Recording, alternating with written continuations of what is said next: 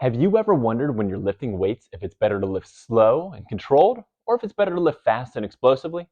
Well, in this video, we're going to cover the arguments in favor of lifting both fast and slow.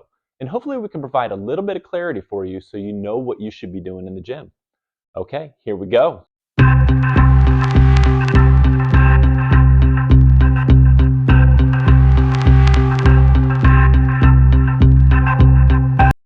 So what are some of the reasons that someone may want to engage in slower, controlled resistance training? Well, to begin with, when you're learning a new movement or exercise, it's often beneficial to slow things down in order to groove the correct movement patterns.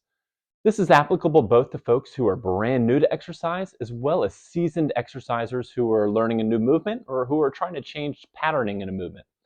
It may even be valuable at times to pause at various points in the movement in order to reinforce to your nervous system that you have mastery of the movement throughout the entire range of motion. A second argument in favor of slower resistance training is the increasingly convincing body of research that we are seeing around slow lifting for tendon health. This is especially true when slower lifting is done under heavier loads. As it's often called in the literature, heavy slow resistance training can be both beneficial for rehabbing injured tendons as well as for strengthening healthy tendons and making them more resilient to injury. The third argument in favor of slowing down your resistance training is that slower repetitions leads to an increased time under tension. Higher time under tension sets have been used by the bodybuilding community for years as a method for increasing muscle mass. So if muscle hypertrophy is your goal, incorporating some higher time under tension sets may be worth a try. Similarly, increasing time under tension can be a powerful way to build muscle endurance. I was first made aware of this by Joel Jamieson in his book Ultimate MMA Conditioning. In what he dubbed tempo lifting, you essentially perform exercises at a 3-second up, 3-second down cadence while avoiding pausing both at the top and bottom of the movements. He advocates doing this for 3 to 5 sets of 10 to 12 repetitions. This drives local muscle tissue adaptations such as increases in slow twitch fibers, increased capillary density, and increased mitochondria, which helps improve muscle endurance so that you can maintain physical efforts for longer periods of time before fatiguing. This can be especially helpful for those of us engaged in endurance activities. Okay, so those are a few reasons why you may want to lift slow, but what are some of the arguments in favor of faster, more explosive resistance training?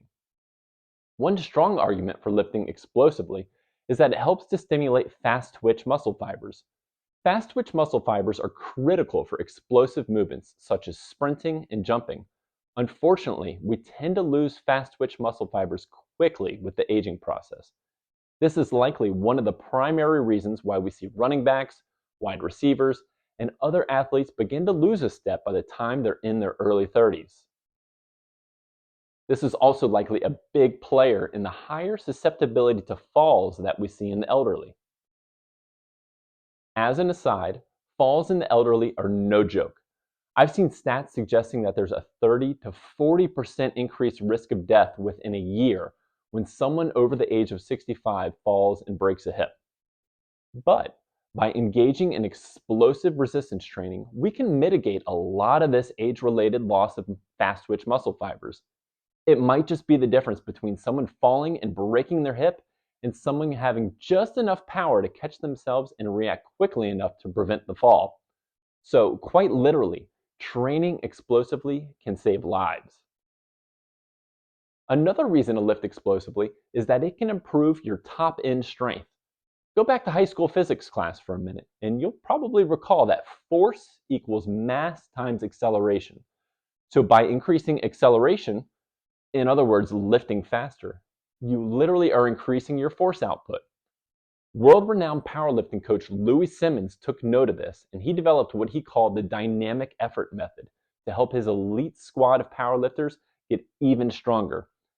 As a vast oversimplification, Louis would have his powerlifters lift sub-maximal weights but at maximal speeds, and his powerlifters kept setting personal records and world records for that matter. Along that same vein, lifting faster makes you, well, faster. Your nervous system becomes better and better at recruiting muscles quicker, which in turn makes you faster. Hey, thank you for watching. I'm curious what thoughts and questions you might have, so go ahead and drop them in the comment section below.